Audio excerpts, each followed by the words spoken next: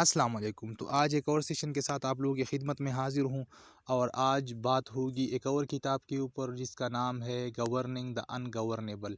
और ये किताब लिखा है इशरत हुसैन साहब ने। इशरत हुसैन साहब के बारे में आप लोगों को ये बताता चलूँ कि ये स्टेट बैंक का फॉर्मर गवर्नर रहा है और इनकम्बेंट गवर्नमेंट में वो टास्क फोर्स को, जो रिफॉर्म्स का टास्क फोर्स है, इसको लीड कर रहा है।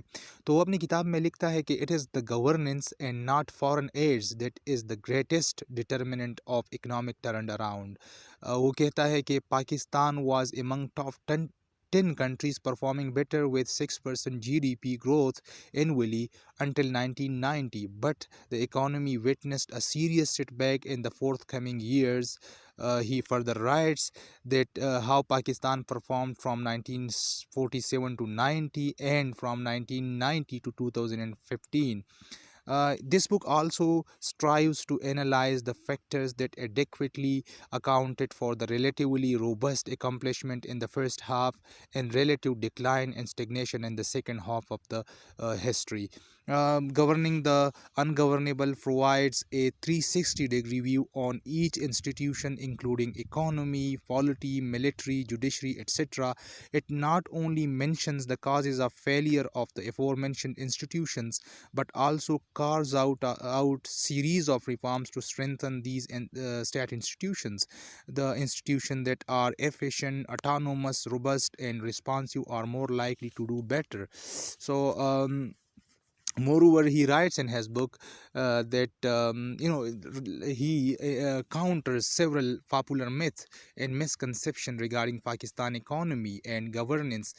The hypothesis that the growth of the economy only occurred due to high inflows of aids from foreign powers has no validation. According to him, two conditions were largely responsible for such an exponential growth: the profits were generated from investors and credit was channeled toward them. The only notion that growth increased during military regimes and was stagnant during civilian leadership is only superficially true.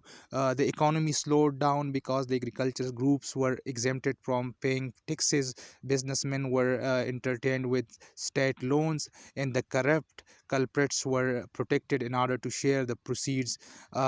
Similarly, the popular claim that the US only supported dictatorship in the region is only against the reality. The US dislike for dictators like Saddam Hussein, Muammar al-Gaddafi, and the popular support for the largest democracy, India, proves the fact that the US only supported its national interest in the region.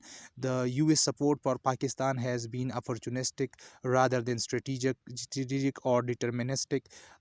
In addition, in the same way, there are no chances of a technocratic government or directly military coup in the future.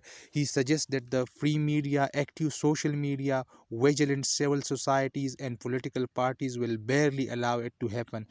Moreover, Ishrat Hussain, opines that the transfer of power from federal to provinces did not forge much change in the provinces. This is only because the power resided in the few hands. Provincial headquarters. I mean, he writes that the provincial headquarters still retains much power. He calls for delegation and decentralization of power. The power related to education, education, health, water, sanitation, and sewage should be devolved to the district governments. As it becomes hard for a single provincial secretary to control such a large number of institutions. According to Ishrat Hussain, an onerous judiciary is imperative for the economic growth. Recalling the history of judicial activism in Pakistan, he mentions in details the massive economic fallout due to suo motos and deliberate delays in decisions. He goes on to say that the notorious decisions taken by the Supreme Court in some cases like LNG program and the privatization process brought about loss of billions of dollars. Furthermore, he presents reforms for all the institutions, focusing on current political situation. There is a dire need to introduce electoral reform in the country, empowering election commission with unfettered powers and abolishing the system of caretaker government can avoid political instability and favoritism during the election process.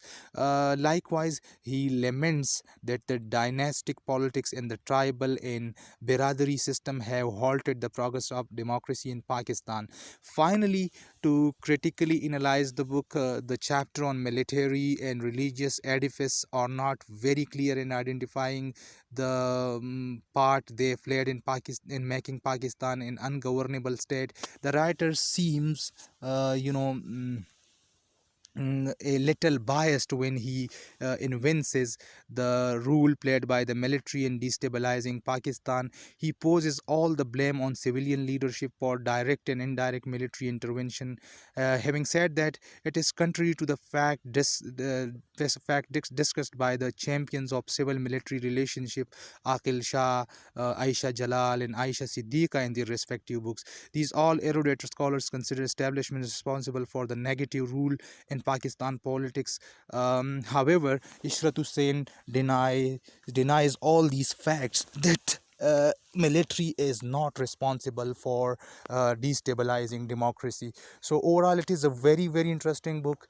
It provides a lot of data for the competitive exams aspirants. It gives a a profound glance on Pakistan polity and institutional reforms. So I highly recommend this book to all the book buddies and the CSS aspirants who are keen to read books. So please give it a read and collect a lot of data from this book. So see you soon with a new book, and till that time, take good care of yourself.